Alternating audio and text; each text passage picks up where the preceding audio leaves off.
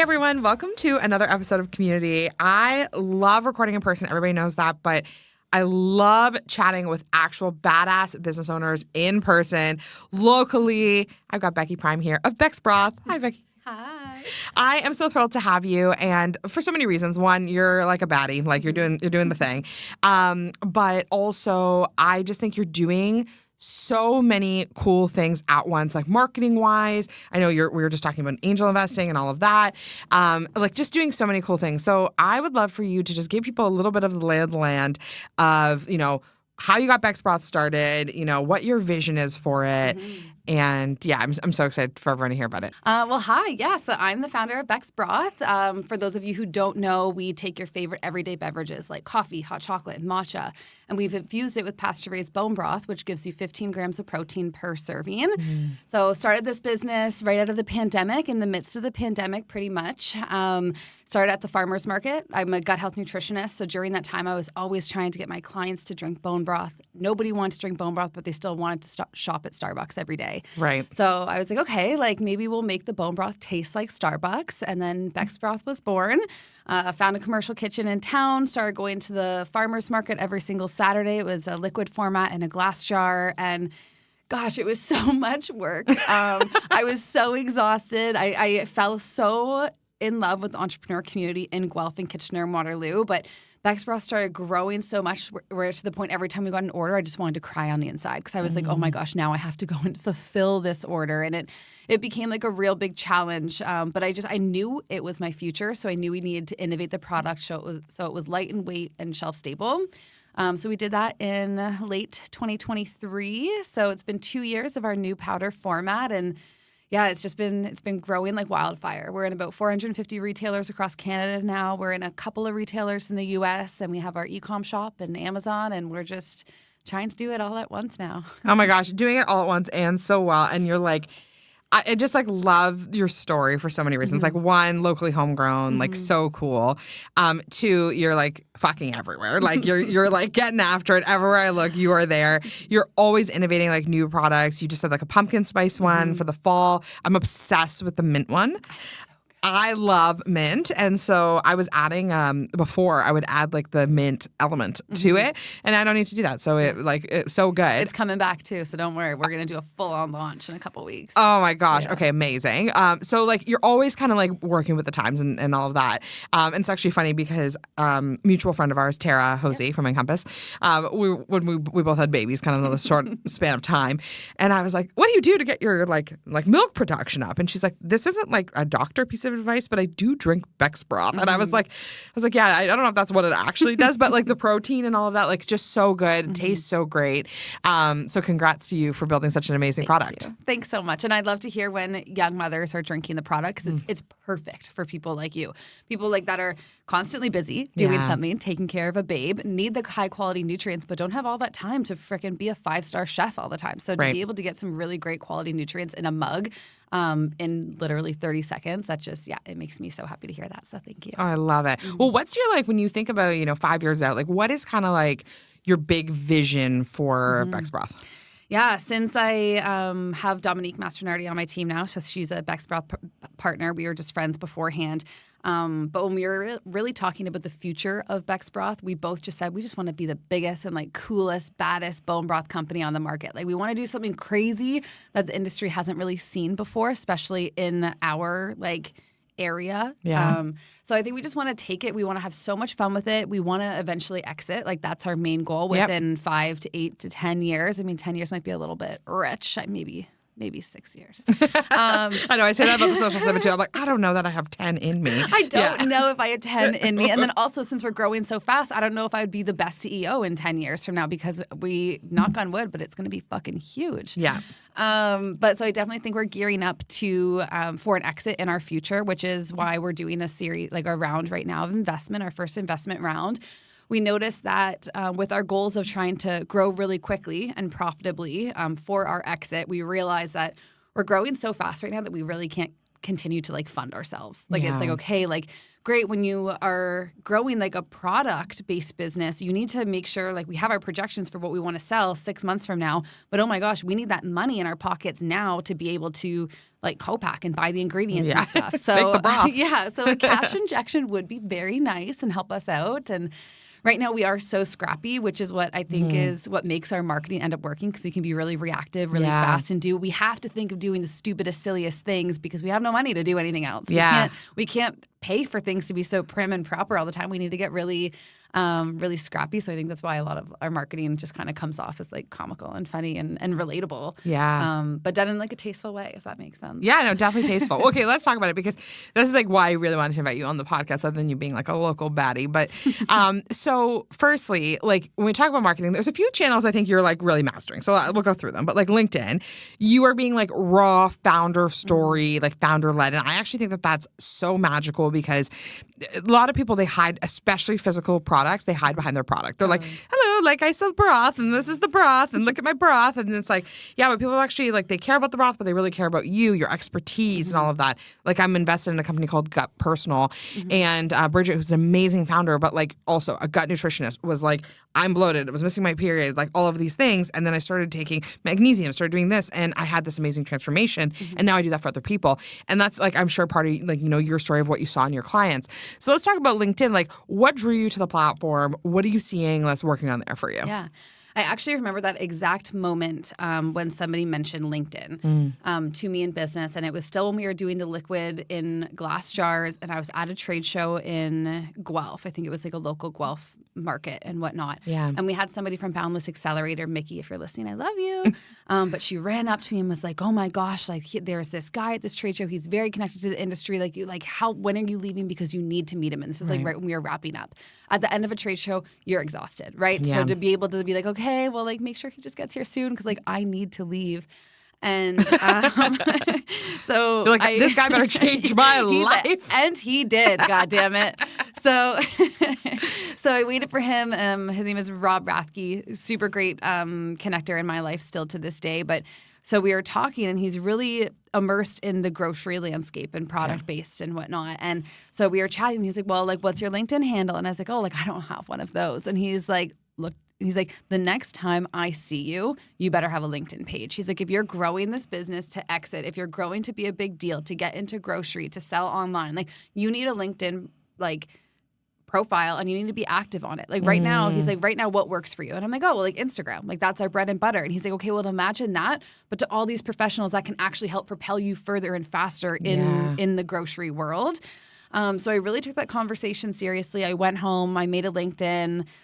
I was like struggling with what to post about, especially back in that stage, because I was like still new. I didn't really know who exactly to connect with. And then I learned over time that people love when you share your authenticity and your brand story, and they eat that up. And I actually learned that even at the farmer's market. I had people coming back every single week, not to buy the product, but to talk to me about the journey. You're like, buy the broth. And I was like, hey, like I was like, we've been talking for 20 minutes, but you haven't fucking bought anything. So like, I was like, are you just coming to say hi? Like, girl, I gotta sell. But then I realized like people want to support the founder story. Like the product could be great, whatever, but people want that founder story at the end of the day. That's what amazes them. That's what they keep on coming back for. So I realized I'm going to take what I really nurtured at the farmer's market and bring it online through LinkedIn. And a big part of me, I mean, like being like a founder and a CEO, my to-do list is like 20 miles long sometimes. It's like, how do I prioritize what gets done? So naturally, I'm a master procrastinator because I have so much going on. I'm like, well, great. What do I do now? And the minute I want to procrastinate, that's when I'm like, shit, I'm going to write on LinkedIn right now. It's like, I have too much to do. Let me just take a break and like get something out of my system that I know I can accomplish that will make me feel good. Yeah. Once I post that, then I'll do a task. So it's like my version of procrastination. And prior to even starting Beck's Broth and going to school, I loved writing. I always wanted to be like a poet. I loved like just taking time to myself and putting my thoughts on paper and being so proud of the sentences that I created. Like I loved that. And even thinking of like my old writing, it makes me emotional to this day because I found so much joy in that. So to be able to kind of take that creativity and just kind of put it in a different type of package and put it into the LinkedIn world, I just found that works really well for me, and people, they love to follow along, and it fuels me to want to show up there more and do a better job. And then recently, I wasn't always so edgy on LinkedIn. I was trying to be a little bit prim and proper, but recently I got a little bit edgier. And you know what? The people frickin' want it. They love when you throw a swear word in. They love when you talk about smoking weed. They love like they love those juicy little like, oh my God, she did not just say that in front of thousands of people. And like, hell yeah, I did, right? Yeah. Like they want something different. They don't want something that's gonna bore them. Like give us something that makes you feel like I can relate to you as a human, right? Yeah. So I just started to have so much fun with that, and now I feel like I might be slightly addicted to that social platform, but that's okay. So what, I like, firstly, hilarious. But secondly, what is the thing on LinkedIn when you're like posting, like, what are you posting about that you think is driving like traffic? Because I mean, like, I'm hearing you talk about like, you know, getting edgy, and I do think people like love that. But how are you seeing that translate into your business? Yeah, great idea. Well, for an example, for a post yesterday that I made, I made 2 posts this past week about my vehicle. So I saw. Yeah, one of the posts last week was like, oh my goodness, like my car is officially, like I drove her to the ground. She's been with me for over 10 years. I'm always such a penny pincher because every dollar I earn gets reinvested into the business. Like I need to fund my goals. So I never think about all these things that I could be buying to make my life feel richer, like a safe vehicle. But then I just put it out there just saying like, oh my God, like, you know what? I did it. I bought a fucking car and Beck's Broth financed it. And like, that's a huge milestone in my own personal dream. And it was really like it felt so good. And I felt so proud to be like my business that I've worked so hard for the past 4 years was able to buy me a vehicle. Like that's like a milestone that I didn't even really think was around the corner, and then it ended up surprising me. And then just even reflecting on like, holy crap, I did that. And then it's like the people on LinkedIn see that and they're like, she's fucking doing it. Yes. Like we loved, like that's what we love to see. And so it attracts people to be like, hey, I love this. I love following your story. They comment on that. And then the people that follow them see that they're commenting on my posts, and then it's just growing. And then now everyone sees Beck's Broth everywhere because I'm showing up authentically and a little bit vulnerably. And and they just like to see the growth and like how we're doing things. And I feel like we also do really like to give back a lot to like in our LinkedIn community when it comes to what's working for us. So like our new email marketing person, like what they've been able to do that really helps like increase growth, or what we've learned from them. So it's just kind of like, and also building that network of CPG founders. So now it's like I have a really close community of people who are creating incredible products. And I feel like I have all this knowledge I've learned along the way, and we just kind of pass knowledge back and forth. So it really helps being in an industry where you have those peers that can kind of help bring you to the next tier. Totally. Yeah. And I see that in my own world, like, too. Like, my best business friends are all agency owners. Like, everybody owns an agency, or they're running events or something. And I could be like, hey, this happened, like, weird. And they're like, yeah, totally. How do you maintain, like, especially, you know, I imagine working CPG, and then you're also not only working with CPG, like, you're in this, like, health niche that's, like, probably competitive. Like, you know, there's other broths out there, none quite as tasty. But curious for you, like, how do you keep your mind forward, head in the game, and not be competitive, maybe with some of these people who, you know, you're giving your insights to?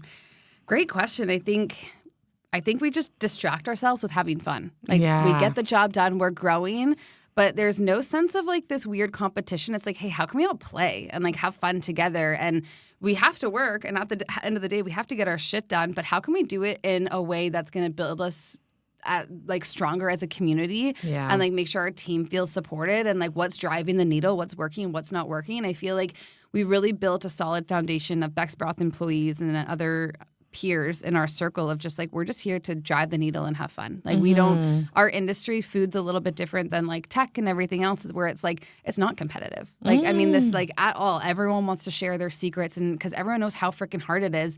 And really there's a spot at the table for everyone at the end of the day. Like, it's like, you have to believe in your product. You have to believe in yourself, your vision, and the way you do business. And then, so there's really not any room left for competition. So love that. I just feel like we all, like as a Beck's Broth, as a team, we're all such dreamers, and we're all doing something for the very first time, and we're like, oh my gosh, there's no limits on like what we can't do, so let's just get after it. And we're all so excited about the path that we're on because we get to make the rules. And then we just, get to have a lot of fun along the way. So there's not any room left for like competition, if that makes sense. I feel like we're just trying to really, like, when we make a new connection, it's always like relationship based first. Like, let's have fun. Like before business, like, what do you love to do? How can I sit down and have a conversation with you? Right? Like, business will follow.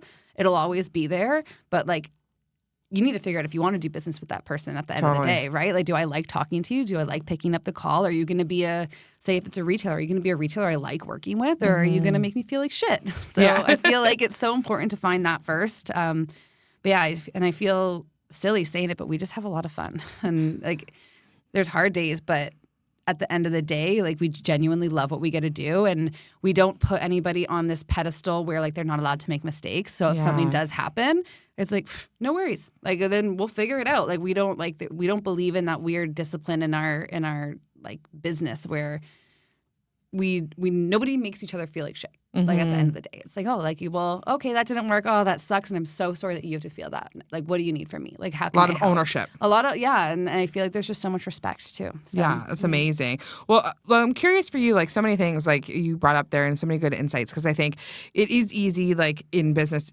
It's a roller coaster, right? Like, I'm sure you have days where we were even emailing about this and you're like, my email's crazy. Like, I'll get back to this later. Like, and that's great. And then, I'm sure there's times where you're like so on top of your stuff and then you're feeling behind. You're probably feeling guilty and then you're with your family. Like, there's all of these pieces. So it's so important to have those like relationships with people where you're able to just, be honest and like learn from them. And I'm curious for you, like, you obviously started very community oriented, right? You're doing this at farmers markets. So cute, by the way. Like, also the Guelph Farmers Market is the cutest thing ever. Yeah, so cute. When I used to live in Guelph, I was like obsessed with the bacon there. My husband was like, we can't go back. I'm like, we must. But how did you convert these people who were like community members buying from you? And you've been a High Vibe Women, you go to lots of events, you're at stores, you're doing the thing. How do you convert those people from in person into your digital community? Great question. I don't know if I really have an answer. I think it's being so present with the community. Right. I'm always in my DMs. I'm always reaching out to people. It's not a relationship where they just follow Beck's Broth and that's it. It's I'll follow them back. I'll ask them how they're doing. We have those types of conversations where it's not just one-sided. It's very like, hey, like, we are so interested in you as well. And that's where I get a lot of pleasure out of this, because I feel like I am increasing like how many amazing people I get to talk to. Yeah. And then I feel like, so that makes them feel like, oh, like, you know what, like, this brand is different. This person's different. Like, so like, I naturally do want to follow them just because they make me feel good about myself. I feel like in addition to having a product that does make you feel great, like, I want to make you feel great on a spiritual level as well, on like a soul level. It's like, how can I not only nourish your body, but how can I make you feel like loved and seen and supported? I feel it's such a two-way street. And I think a lot of businesses, when they're chasing sales and dollars, they lose that sense of like being an actual person and a friend first. So I think just having all those connections and keeping in touch with everybody that I do meet in person. And then one thing that we've just started to say recently, especially when we're on like different types of panels and stuff, the last thing we often say is, oh, like, follow us online and I guarantee we'll like make you laugh. Like, I was like, well, we're going to entertain you. Like, that's our main goal. It's like, we're a family on there. So like, give us a follow. We're not going to disappoint you. We're sharing everything out loud, but we're being silly along the way. And I just think that really helps guide them to us and let them stay our friends. Yeah, I know. I love that. Do you ever receive any negative feedback around some of the stuff you do? I think maybe since I started the business, it'll be 4 years ago in November, I got 2 bad pieces of feedback ever, and I don't even remember what they were at the time. One of them, it was like, I wanted to really have this photo shoot with cows, and I wanted to be on the cows, and I said something like that on my story, and someone like an activist was just like, that's fucking sickening. Like, why would you want to play on like something that you're gonna murder? And I'm like, oh, like, that was really hard to hear. It's like like, I'm like, thanks. Like, I think you're viewing this the wrong way. Like, I just want to sit on a fucking cow. I just want to play. Like, that's what we want to do at the end of the day. But then people often don't realize. I'm like, so I reached out to this woman. I'm like, did you know that like Beck's Broth is taking the waste from the animal that was already butchered, and we're literally giving it a second life. Like, if we're not making bone broth, that product is just going to waste. So I'm like really just trying to rephrase like how you're viewing that. Like, of course, like I believe all animals are sacred and like lovable and whatnot, but at the end of the day, we do got to eat. And I mean, I rather turn like the bones into a second life and nourish my friends and community with them. So I really tried to not take that comment to heart. But the other thing, I don't even know what Well, that's amazing. I know. So I feel really grateful for that. Yeah. But also showing up and being my quirky self, I feel like people can't be mean to me. No, they're not What are they mean to gonna you. say? I'm just a girl. Gosh, I don't know. And I'm also really good at owning my shit. Like, Yeah. It's like if I fuck up, if I make someone feel bad, I'll go out of my way to like make it right. Yeah. So I feel like, I just don't do anyone dirty, and they're all nice to be back. No, I love it. I love it. Okay, so let's talk about Instagram really fast because that's kind of your jam, right? Yeah. It's like you feel like that's where you've built the most community, like online. What has been kind of your strategy in showing up over there?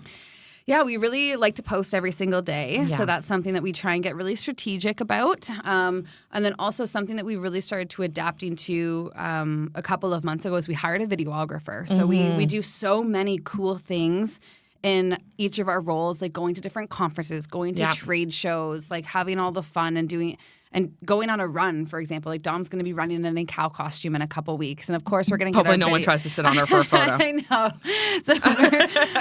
But like really bringing our videographer placing like with us and creating these incredible videos afterwards of like little bits and pieces moshed together. Like that's been so much more fun because our community can relate to what's being posted. So it's not all just showing up to sell. Very, very like copy and paste type of thing. I feel like sometimes when we have to push salesy content, I hate that, right? Yeah. Like it's not my favorite thing to do.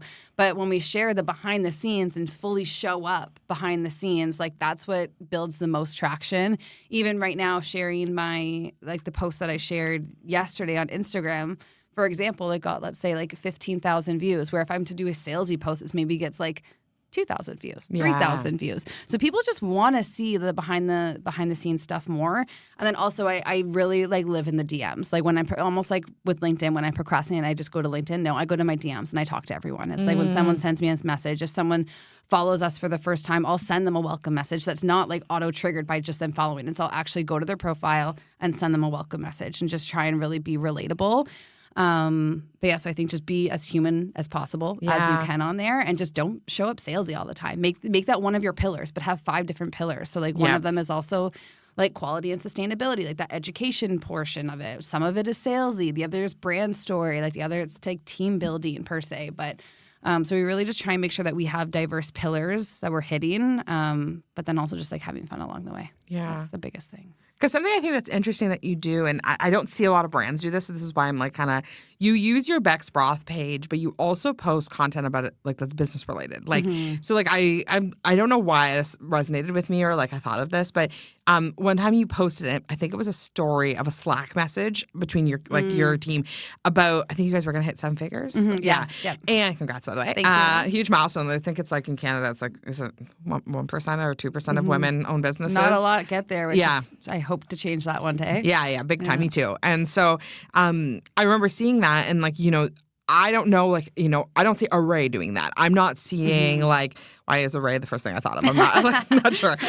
But like even Organica, like, you know, I'm not seeing them like kind of even post about their financials or post about, and originally like obviously as a marketer, I'm like thinking about, I'm like, why would she post that? Like, and I'm like, okay, well that's a cool opportunity for her to actually show people the growth, which builds that trust. And then also like your team's hyping you up and you're kind of showing like, you guys were all like in there like chatting. I'm like, wow, that's so cute. Like that they're all like in it and like gives that family feel like, so how have you found that, that balance of like, there's probably people that do not care about that, like on your page, and they're there for the broth. And then there's people in there who are watching your journey and they're there for the journey. How have you found the balance of posting for both? I think everybody cares more about the brand story side of things. Because they just feel like a part of it as well. Like even though they're just a follower on our Instagram, they really do feel like they're a part of the team, which is something that I've always wanted them to feel. So it just kind of it flows naturally. So I feel like I've actually never really thought about it in that way. I just know that when we do something, and then also like our team is incredible and they work so freaking hard. So it's not like I just don't want my face behind everything. Like I want the team to be as involved as possible because they're kicking ass. Like they're crushing it, and I want them to own that, and I want people to recognize that this is all happening because of them. Like doing the things in like the back end and whatnot. So they're starting to get a little bit more comfortable showing face on Instagram, and I keep on saying like people want to see you. Like it's not like they want that. We see this even with our brand starting to drop, like even with Ben. Oh, Ben just set up all of our cameras. Thank you, Ben. And Ben and I will do a podcast episode together. Or Ben will jump on about our clients' podcast launches, and people are always like so excited to see him because he's part of what we're actually building. It's not just like me and Maria being like boop boop boop, but it's also like for the same thing for you. Yeah, they want to see the behind the scenes. Like not everybody runs a business. They don't know what it's like. Yeah. So and then also personally, like I'm really nosy, right? Yeah. I look at brands and I'm like, fuck, I wonder how much they're doing in sales. Yeah. Or I need to know. Like I have these urges. And so I'm like, hey, well, if I'm feeling that, then I'm sure our customers are feeling the same way. Like they want to be a little bit nosy. They want the inside scoop. So and who am I to not give that to them? Like, I'm just a girl. I'm just a girl building the business. I'm just a girl. I'm going to give you what you want. Yeah. And I just feel so proud of it. So why not? So yeah. Well, and I think people love that. They love to see it. Like I love it. And like even that Slack thing, I was like, oh, that's so cool. That's awesome. And something that I find interesting too, like even being a seven-figure business owner myself, is that when we talk about that, I don't talk about it from a braggy place. I literally talk about it from a it's what's possible for you too. Like just get to work. Like put the boots on, guys. Like we can do this. And so I get so much engagement whenever me and Maria are like, hey, we built like $1 million business. This is like what we do in revenue, or like here's mistakes we've made or whatever. And I actually don't think it hurts the credibility of my business at all. And so I'm sure it's the same for you, where it's like people are actually like, oh my God, I want to see her do 2 million. Like I want to be behind her. Yeah. Yeah. And like just even the people commenting or sending messages be like, fuck yeah, like I was with you back at the farmer's market. Yeah, like, I got the glass jar. Yeah. So that million, it's not just my million, it's their million. Like and like I know frig, I don't get the pennies of that either. So I know that they're not getting that, but we all own it together. Yeah. And I feel like collectively.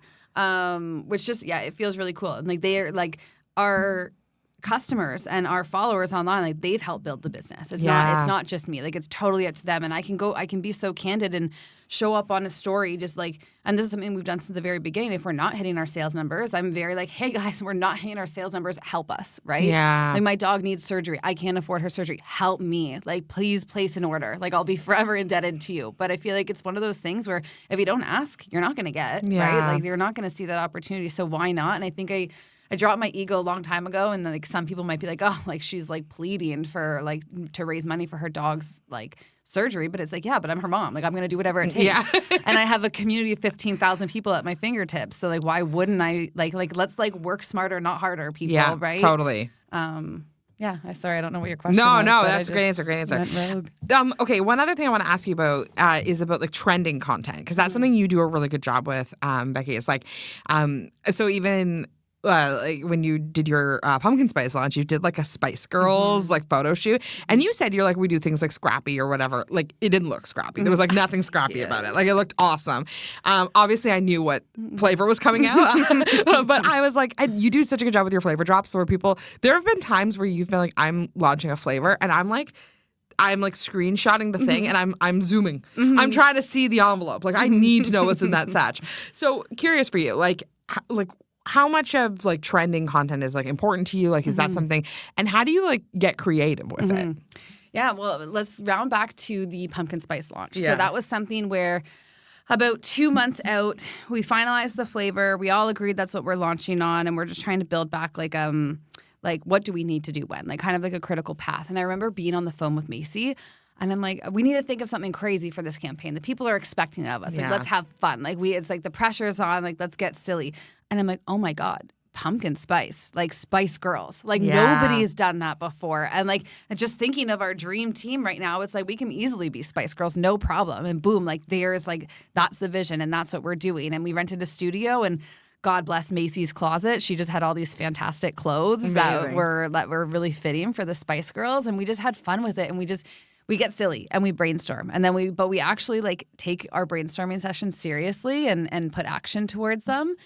But then outside of other trending items, we have a social media specialist, and then Macy's our brand director, and they just work so well together. And like I'm always scrolling online too. I feel like we're always kind of a little bit part of social media, but we are just able to be really reactive to different trends, which is fantastic, which really sets us apart, because like being Scrappy and not having to go through all those chains of approval, it's like, oh my gosh, this is trending. I'm going to go and make this right now and like post it.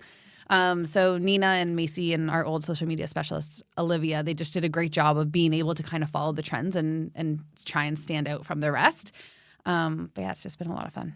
How do you balance, like, obviously you're a founder, you're busy AF, like, you're doing the most. How do you balance, like, that and, like, doing trendy content? Because I know for myself, like, especially in the season when I was pregnant, I was like, no. Like, you know, like, people would send me ideas, and I'm like, mm-mm. But I know trending content works, and I know that that's the stuff that really drives in, like, new traffic.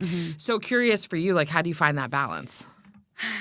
I don't think we do find the balance. I just think we make it work. I mean, Macy and the team does such a great job of building a schedule like a month out. Like that's our goal. Like right now, like we'll have content for the next 30 days already kind of planned. But if something needs to shift, we'll shift it. If we need to double post, we'll double post. If we need to take 4 days off of posting because we don't have something completely dialed in right, then amazing. Then we just won't post anything. So we really try not to set ourselves up to this crazy standard of like needing to follow the rules. Yeah. Like no, we're rule breakers. We'll like I often say everything we do it really intuitively.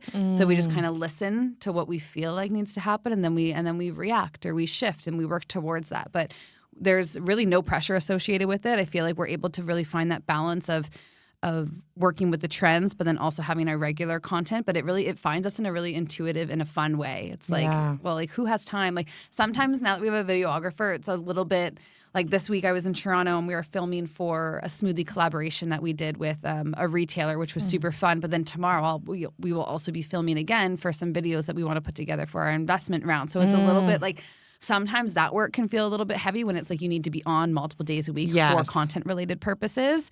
So that's a little bit hard trying to like run the business in the background when all of that is happening. But we just, we try to approach it really positively, and then it all works out. Yeah, I know. God bless. Doing the best you can.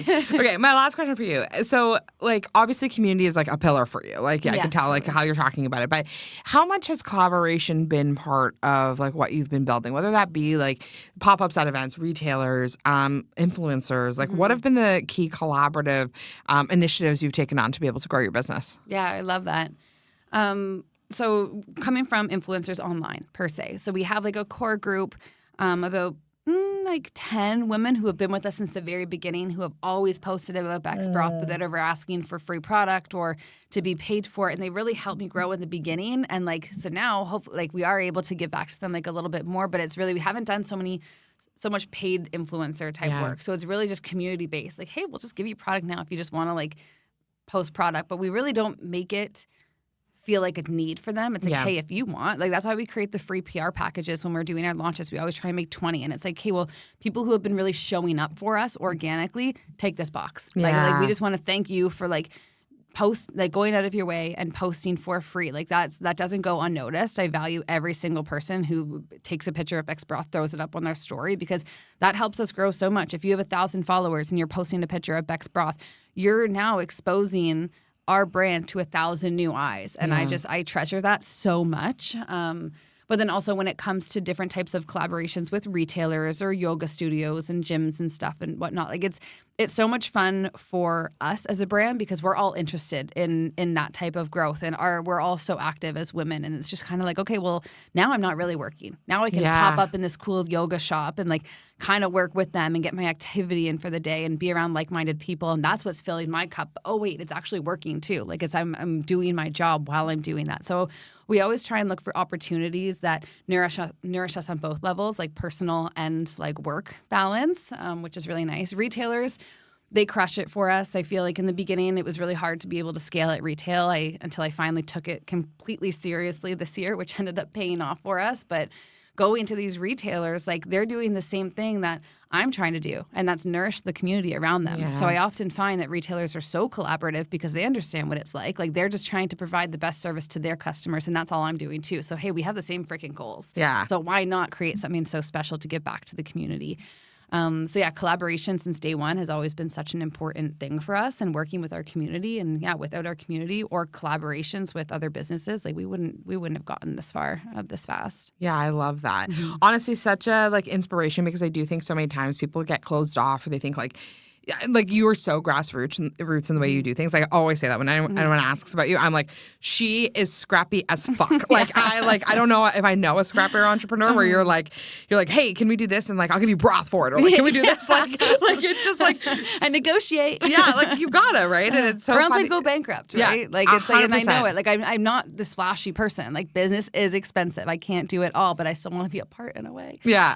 So yeah, thanks for letting me do that. Yeah, of course. But I think it's such a cool way, like, you know, for you to be growing your business, but like you are someone who like shows up so well in your community and people love you. Like everyone who loves like the product loves to talk about you, right? So thank you firstly for being on the podcast because I was so excited to chat with you and like you dropped so many good nuggets. But I think, you know, anyone listening to this, even if you're not a product-based business, you dropped so many good marketing pieces that I think can be, you know, taken. And really the big thing is like taking action. Like Taking action. sounds like you're just like, you just get after it. You don't need a solid plan. Yeah. Sure, plans help, but do not let that get in your way, right? Because as soon as like you have a hard time building out an action plan, you just wasted 5 days when you could have done something silly online and just showed up, right? So I feel like just don't let fear hold you back and just, one foot in front of the other. We're all figuring it out. Nobody has it together. I think that's a big thing where everyone strives for perfection, but they don't realize the perfection's holding them back. And you get better with time naturally. So like you just gotta get started. No, I love it. I went to the Founders Forum, the Founders Club event in New York City a few weeks ago. Oh, you went to that? Yeah, I did. Oh, yeah, it was great. But a lot of the people in it, like, they're huge, like multi-8-figure brands, like whatever. And they're like, didn't know what I was doing, just got started. Yeah. And just like started doing it and started asking people. And I had a relationship with this person and I LinkedIn DM'd this person every day. And I messaged Mark Cuban until I was blue in the face. And I'm like, I don't know if messaging Mark Cuban's the move, guys. But I don't know. It's just like, I think just like getting started, you're such a good example of that. And so I'd love for you to tell people like where they can get your product, what you've got going on right now. This will come out, you know, in December, but yeah. Yeah. Well, of course, we'll give you a discount code that you can put in the link so everybody can use that to save some money on our e-com website. If you're shopping in person, a great place to shop for Beck's Broth is always Healthy Planet, Goodness Me. If you're in the KW area, Fiddleheads, Vincenzo's, amazing. Amazon, if you love to shop on Amazon. But yeah, you can pretty much find us anywhere. If you weren't familiar about the brand, now that you've heard Beck's Broth, you're going to see it everywhere. Honestly, I always everywhere. tell people, it's like it just takes that one time. They're like, oh, I've never seen you before. And I was like, well, get ready to get sick of me because like it's happening. You've been exposed. But yeah, just Google Beck's Broth and you'll be able to find us. And yeah, if you haven't been following us on Beck's Broth, get started. I swear, we'll make you laugh. We'll make you feel silly. Yeah, and also give Becky a follow on LinkedIn. It is so good. Thank you. And yeah, I'm so appreciative of you for your time. I can't wait to see it. And guys, go try this broth. I'm like you know when people really push these like healthy drinks on you and you're like, not today. Nah, I just like, you know, I'd rather go to Starbucks. I'm a religious Beck's Broth drinker. Thank you. So I love it. So go give it a try. Go give this a download and definitely go give Becky a follow and let us know what resonated and what you're going to try. Yeah. Thanks so much.